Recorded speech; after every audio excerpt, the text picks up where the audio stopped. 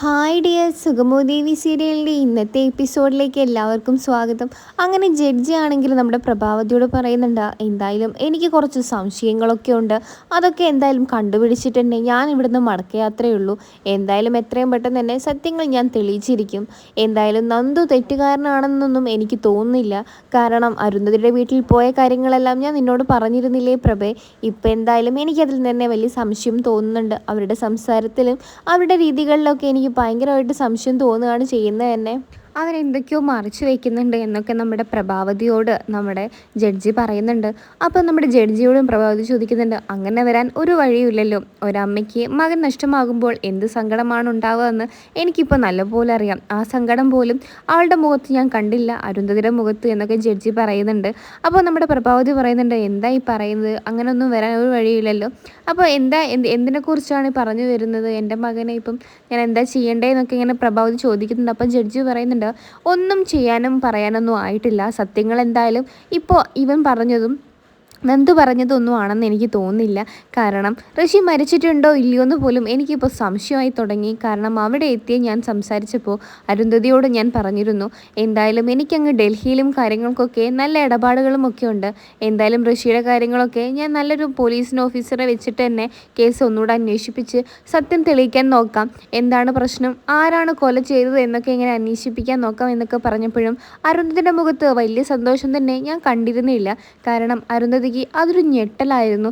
അയ്യോ അത് വേണ്ട എന്നായിരുന്നു അവരുടെ മുഖഭാവം. എന്തായാലും എന്തൊക്കെയോ അവിടെ നടക്കുന്നുണ്ട്.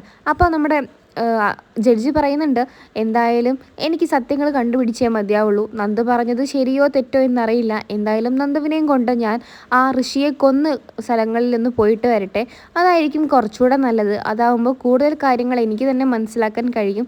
ഋഷി മരിച്ചിട്ടുണ്ടോ ഇല്ലയോ എന്നതിൽ എനിക്കിപ്പോൾ വലിയ സംശയമാണ്. അതുകൊണ്ട് നന്ദൻ കുറ്റക്കാരനാണെന്ന് എനിക്ക് തോന്നുന്നില്ല. എങ്ങനെയെങ്കിലും നന്ദനെ രക്ഷിച്ചെടുക്കാൻ എനിക്ക് മുമ്പിൽ വഴിയുണ്ടെങ്കിൽ ഞാൻ എന്തായാലും രക്ഷിച്ചെടുക്കുമെന്നൊക്കെ ജഡ്ജി പറയുന്നുണ്ട്.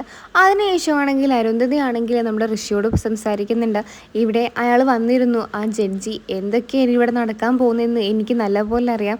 എന്തായാലും ഈ കഥകളും കാര്യങ്ങളൊക്കെ നിങ്ങൾ നിർത്ത്. എന്തായാലും ഇതൊക്കെ തിരിച്ചടിക്കാൻ വേണ്ടി പോവുകയാണ് അയാൾ. കാരണം അയാൾക്ക് എൻ്റെ സംസാരത്തിൽ നിന്നും പെരുമാറിൽ നിന്നും എന്തൊക്കെയോ മനസ്സിലായിട്ടുണ്ട് എന്നുള്ള കാര്യം എനിക്ക് ഉറപ്പാണ്. കാര്യങ്ങൾ കൈവിട്ട് പോകുന്നതിന് മുന്നേ ഈ നാടകം അവസാനിപ്പിക്കുന്നതായിരിക്കും നല്ലതെന്നൊക്കെ നമ്മുടെ അരുന്ധതി പറയുന്നുണ്ട്. എത്രയൊക്കെ ആണെങ്കിലും ഋഷി മരിച്ചിട്ടില്ല എന്നുള്ള കാര്യം എല്ലാവർക്കും തന്നെ അറിയാൻ ഇനി അധികം സമയം നാളൊന്നും വരേണ്ടി വരില്ല. കാരണം ഇപ്പോൾ പോലീസിനെ അയാൾ മാറ്റാൻ വേണ്ടി പോവുകയാണ് എന്നൊക്കെയാണ് പറഞ്ഞത്. അയാൾ പോലീസിനെ മാറ്റിക്കഴിഞ്ഞാൽ എല്ലാ കാര്യങ്ങളും മാറിയുന്നതായിരിക്കും. കാരണം പോലീസിനെ മാറ്റാത്തത് കൊണ്ടാണല്ലോ ഋഷി മരിച്ചിട്ടുണ്ടോ ഇല്ലയോ എന്ന് പോലും ഇപ്പോൾ ആളുകൾക്ക് സംശയമായി തുടങ്ങുന്നത്.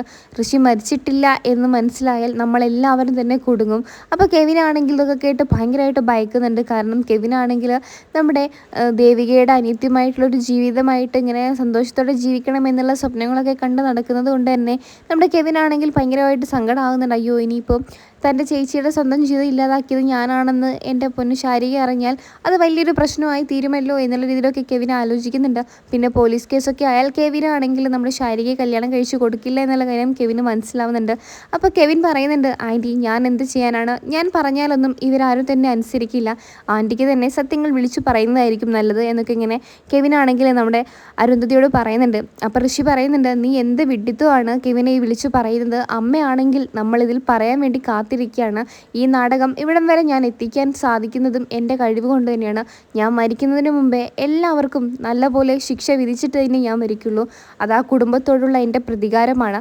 എത്ര പറഞ്ഞാലും നിങ്ങൾക്ക് എന്താ അമ്മയെ മനസ്സിലാവാത്തത്, എനിക്ക് അവരെ എല്ലാ തരത്തിലും വേദനിപ്പിക്കണം എന്ന് മാത്രമേ ഞാൻ ആഗ്രഹിക്കുന്നുള്ളൂ.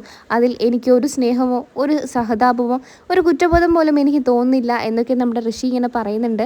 അപ്പോൾ ഇസബെല്ല പറയുന്നുണ്ട്, സ്വന്തം മകൻ്റെ കൂടെയല്ലേ ഒരമ്മ നിൽക്കേണ്ടത്, നിങ്ങൾ എന്തുകൊണ്ടാണ് അവരെ എപ്പോഴും സ്നേഹിക്കുകയും പരിഗണിക്കുകയും ചെയ്യുന്നത്, നിങ്ങളുടെ മകൻ തന്നെയല്ലേ ഋഷി, പിന്നെ എന്തുകൊണ്ടാണ് അവൻ്റെ ആഗ്രഹത്തിന് കൂട്ടു നിൽക്കാത്തതെന്നൊക്കെ ഇസബെല്ല ചോദിക്കുമ്പോൾ നമ്മുടെ അരുന്ധതി പറയുന്നുണ്ട്, ഒരമ്മ എന്ന് പറയുന്നത് മകൻ തെറ്റ് ചെയ്യുമ്പോൾ അതിനെ സപ്പോർട്ട് ചെയ്യുക എന്നതല്ല ഒരമ്മ ചെയ്യേണ്ടത്. അവൻ തെറ്റിലേക്ക് പോകുമ്പോൾ അവനെ ശരിയാക്കി നടപ്പിക്കുക എന്നതാണ് ഒരമ്മയുടെ കടമ എന്നൊക്കെ അരുന്ധതി ഇസബെല്ലയ്ക്ക് മറുപടി കൊടുക്കുന്നുണ്ട്. ഇനിയെങ്കിലും നിങ്ങൾക്ക് ഞാൻ പറയുന്നത് കേൾക്കാൻ കഴിയുമെങ്കിൽ നിങ്ങൾ കേൾക്ക്. എന്തായാലും സത്യങ്ങളൊക്കെ വിളിച്ചു പറയാൻ ഞാൻ ആഗ്രഹിക്കുന്നുണ്ട്. പക്ഷെങ്കിൽ ഋഷി, നിന്നെ ഓർത്ത് മാത്രമാണ് ഞാനിത് പറയാത്തത്. നീ ഇത് എവിടം വരെ കൊണ്ടെത്തിക്കുമെന്നൊന്നും എനിക്കറിയില്ല. എവിടെ കൊണ്ടെത്തിച്ചാലും അതൊക്കെ നിനക്ക് തന്നെയായിരിക്കും തിരിച്ചടിയിട്ട് വരാൻ വേണ്ടി പോകുന്നത്. കൂടെ ഇസബെല്ലയും കെവിനും കുടുങ്ങും എന്നുള്ള കാര്യം ഉറപ്പ് തന്നെയാണ്. അപ്പം നമ്മുടെ ഇസബെല്ല പറയുന്നുണ്ട്, ഋഷി മാത്രമൊന്നുമല്ല, ഋഷിക്ക് പിന്നിൽ എനിക്കും കൂടെ ഇത് ഞാൻ കളിക്കുന്നുണ്ടെങ്കിൽ അതെൻ്റെ ജീവിതത്തിന് വേണ്ടിയിട്ടാണ് ഞാൻ ഈ ചെയ്യുന്നത്. എനിക്കെന്തായാലും നന്ദുവിനെ വേണം. നന്ദു ഇല്ലാത്തൊരു ജീവിതം എനിക്കെന്തായാലും ഇനിയില്ല. അവളാണ് ആ ദേവിക. അവളെ എങ്ങനെയെങ്കിലും എനിക്ക് ഇല്ലാതാക്കണം. അവളെ വിഷമിപ്പിക്കാൻ പറ്റുന്ന അത്രയും ഞാൻ വിഷമിപ്പിക്കും എന്നൊക്കെ ഇങ്ങനെ പറയുമ്പോൾ നമ്മുടെ ഋഷിക്കാണെങ്കിൽ നല്ലപോലെ സന്തോഷമാവുന്നുണ്ട്. കാരണം ഋഷിക്കുള്ള പകയെ പോലെ തന്നെ നമ്മുടെ ഇസബെല്ലയ്ക്കും ആ കുടുംബത്തോട് നല്ലൊരു പകയുണ്ട്. അതുകൊണ്ട് ഋഷിയുടെ കാര്യങ്ങളൊക്കെ എത്രയും പെട്ടെന്ന് തന്നെ നടക്കും. ഇസബെല്ല ആര് കൂടെ നിന്നില്ലെങ്കിലും ഇസബെല്ല കൂടെ നിൽക്കും എന്നുള്ള കാര്യം ഋഷിക്ക് ഉറപ്പാവുന്നുണ്ട്. അതിനുശേഷം നമ്മുടെ അരുന്ധതി പറയുന്നുണ്ട്, നിങ്ങളെല്ലാവരും ചെയ്യുന്നത് ഭയങ്കരമായിട്ടുള്ളൊരു തെറ്റ് തന്നെയാണ്. അത് നിങ്ങൾക്ക് എപ്പോഴാണ് മനസ്സിലാവുന്നത് അപ്പോൾ നിങ്ങൾ സത്യം വിളിച്ചു പറഞ്ഞിട്ട് യാതൊരു കാര്യവുമില്ല. ഞാൻ വേണമെങ്കിൽ പ്രഭയുടെയും അവൻ്റെയൊക്കെ കാല് പോയി പിടിച്ചു സത്യം പറഞ്ഞോളാം, എനിക്കതിലൊരു കുഴപ്പമില്ല. നിങ്ങളെയൊക്കെ രക്ഷിക്കാൻ വേണ്ടി ഞാൻ എന്ത് വേണമെങ്കിലും ചെയ്യാം. പക്ഷെങ്കിൽ ഈ സമയത്തെങ്കിലും നിങ്ങൾ തുറന്നു പറഞ്ഞില്ല എന്ന് വെച്ചതാണെങ്കിൽ നിങ്ങൾക്ക് ഈ നഷ്ടവും ഈ ജീവിതമൊക്കെ ഇപ്പം നഷ്ടമാവാൻ വേണ്ടി പോവുകയാണ്. കാരണം എന്ന് വെച്ചാൽ നിങ്ങൾ ഒരാൾ മരിച്ചു എന്നിട്ടാണ് നിങ്ങൾ അയാളെ ജയിലിലേക്ക് അയക്കുന്നത്. കാരണം കോടതി ആ സത്യം തെളിയിക്കാൻ വേണ്ടി ശ്രമിക്കും.